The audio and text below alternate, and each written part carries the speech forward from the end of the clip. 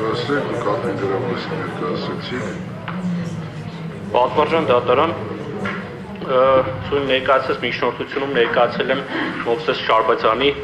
առողջության վերաբերյալ տեղեկություններ, փաստաթղթեր, որոնք նոր իհայտ եկած հանգամանք են, այսինքն վարույթ իրականացնող մարմնին եւ հանրային մեղադրողներին հայտնի չեն եղել եւ հուսով եմ, որ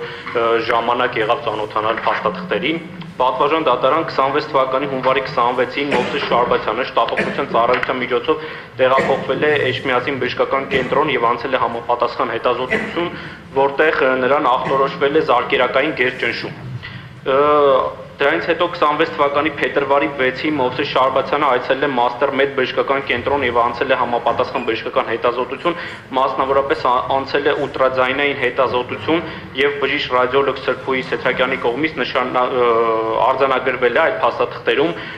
որ Մովսես Շարբազյանի ձախ թիակի հատվածում փափուկ հյուսվածքում արկա է այդտեղ գրած է վահանաձև գեղձ, այսինքն լիպոմային պարկեր եւ անհրաժեշտություն է առաջացել վիրաբույժի կոնսուլտացիա եւ էնդոկրինոլոգի կոնսուլտացիա։ Պատվարժան դատարան դրան հաջորդել է, որ Մովսես Շարբազյանը փետրվարի 11-ին այցելել է Իզմիրյան բժշկական կենտրոն, մասնավորապես հենց վիրաբույժի կոնսուլտացիայի եւ այդտեղ կարող եք տեսնել, որ ցուցվել է վիրահատական միջամտություն ձախ թիակային շրջանի լիպոմայի հեռացում է տեղի ունենալու։ Պատվարժան դատարան իրենից ենթադրում է մի փոքրիկ վիրահատություն, որից հետո Մովսես Շարբազյանը ամեն օր պետք է այցելի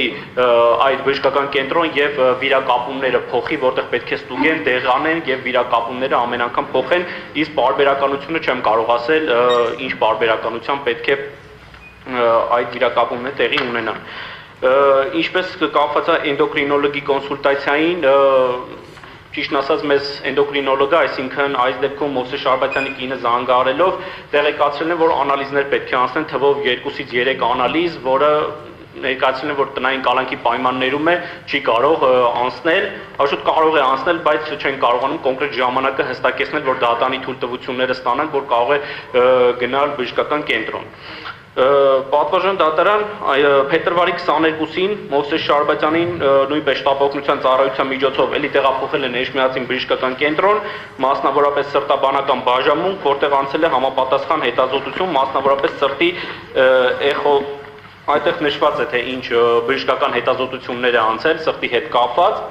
եւ փետրվարի 13-ին տրված տեղեկանքի հիման վրա Մովսես Շարբազյանին ախտորոշվել է զարկերակային ճնշման հիպերթեզիա առաջին եւ երկրորդ աշճանի եւ սրտի իշեմիկ հիվանդություն եւ ցուցվել է տրեդմիլ տեստ։ Պատվարժան դատարան տրեդմիլ տեստը այսպես շարունակեմ։ Տրեդմիլ տեստը իրենից ենթադրում է որոշ էլեկտրոնային սարքավորումներ, որը պետք է Մովսես Շարբազյանը կրի իր վրա եւ քայլի որոշ ժամանակ համապատասխան սարքավորումների վրա, այդտեղ նշված է եւ նաեւ նշվել է, որ այդ տեստից հետո Մովսես Շարբազյանը պետք է կրի հոլտեր տեսակի մանիտոր, որը իրանից ենթադրում է 48 ժամ, մինիմում 48 ժամ պետք է կրի իր մարմնի վրա եւ էլեկտրոնային սարքերով այդ հոլտեր կրելը ինքնին անհամապատասխան է, ինչպես նաև բջջային հեռախոսներ եւ այլն։ Պատվարժան դատարան այս հիվանդությունները, ինչպես նաև հանրային մեղադրողի կողմից էլ նշվեց, որ անձի բժշկական օգնություն եւ սպասարկումը գերակայում է եւ ինքնին ես կարծում եմ, որ այն ազդում է նաև իրավաչափության պայմանների փոփոխությանը, ինչպես նաև նշել եմ մեր միջնորդությունում կապված վճռաբեկ դատանի նախադեպային իրավունքում եւ միջնորդում եմ վարչական հսկողություն կիրառել Մովսես Շարբազյանի նկատմամբ առանց էլեկտրոնային սարքի կրման եւ թողում եմ ձեր հայեցողությանը պատվարժան դատարան գրավի հետ կապված դեկտեմբերի 30-ին կիրառվել է 3 միլիոն դրամ գրավ, որը ահռելի մեծ գումար էր, որը բարբերաբար ես ներկայացրել եմ, որ ձեռք է բերվելու վարկային միջոցների հաշվին, բայց թողում եմ ձեր հայեցողությանը։ Պատվարժան դատարան Մովսես Շարբազյանը դեկտեմբերի 30-ից ցուցաբերել է բացառապես պատշաճ վարքագիծ։ Դուրս է եկել, դուք դրա մասին տեղյակ եք, դուրս է եկել, գնացել է այդ համապատասխան բժշկական հետազոտությունները անցել եւ վերադարձել է տնային կալանքի կրման վայր։ Նաեւ ցանկանում եմ նշել, որ ինչպես քաջատեղյակ եք, Մովսես Շարբազյանը ունի 3 անչափահաս երեխա, եւ նրա կինը հիմա գտնվում է միջև 3 տարեկան երեխայի արձակուրդի խնամքում եւ հնարավորություն չունի աշխատելու, որը նույնպես զրկում է Մովսես Շարբաթյանի ընտանիքին ֆինանսական միջոցներ գեներացնելու իր ընտանիք։ Այսպիսով նաև կխնդրեմ վարչական հսկողության պայմանները այսպես լինի, որ կրի առանց էլեկտրոնային սարքավորման եւ եթե ժամային սահմանափակում ցանկանում եք ձեր կողմից դնել, խնդրում եմ դիտարկել 11-ից մինչև ժամը 8-ը, որպեսզի Մովսես Շարբաթյանը իր երեխաներին կարողանա տանել խմբակներ։ Այսքան պատվաժան դատում։ Մեղադրել է ցանկանում եմ լսել։ Ավելացնել ոչ շնորհակալ։ Բարի։ Պաշտպանական կողմի մասն։ Պատվարժան դատարան կարծում եմ առավոտյան հիմնավոր գործընկերս ներկայացրեց միջնորդությունը, իսկապես առողջական բնույթի հանգամանքները առկա են, իսկապես տվյալ դեպքում նաև մանկահասակ աստվածի նորացի նստեյության դեռևս պատվարժան դատարան երեխայի հանգամանքն առկա է եւ կարելի ասել զուգահեռաբար կրկին բախվում ենք թե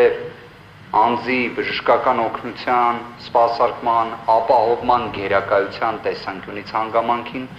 զուգահեռաբար սոցիալական բնույթի հանգամանքին, հիմա նույն հաջողությամբ նշվեց գրավի հետ կապված իսկապես ֆինանսական բեռ որպես այդպիսին հանդիսանալը, բայց նաև որոշակի իմաստով նույնիսկ ներկայացվեց, որ մրցակցող արժեքների տեսանկյունից թեկուզ եւ կարճաժամկետ իմաստով այդ ֆինանսական բեռի նույնիսկ իհարկե դա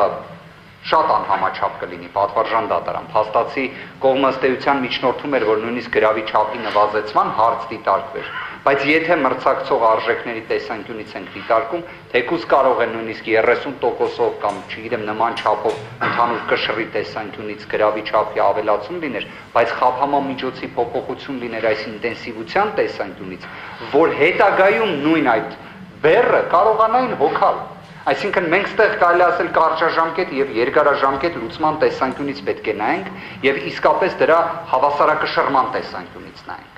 Կարծում եմ այս ժամանակահատվածը ոչ թե պետք է զուտ դիտարկվի դեկտեմբերի 30-ից, որտեղ փաստացի վերաքննիչ քրեական դատարանի կողմից դատական ակտը բեկանելով ավելի երկար ժամանակահատվածով կարելի է գնահատել։ Այսինքն վերաքննիչ քրեական դատարանը գտել է, որ նախքան երկարաձգումն էլ կարող էր այլ խափաման միջոց կիրառվել։ Եվ եթե մենք այդ ժամանակային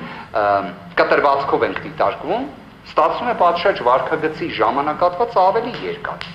Եվ դա պետք է ունենա իրավական հետևանք հատկապես նաև պատվարժան դատարան, իսկապես ես հասկանում եմ նաև մի շարք բժշկական բնույթի հանգամանքներ հատուկ դռնբացության կարգով չներկայացվեցին, բայց թե դատարանը, թե հանրային մեղադրողը հնարավորություն ունեին ընդմիջման ընթացքում ծանոթանալու դրանց, որ ել ավելի մեծ շեշտադրում դրա վրա չդրվեր։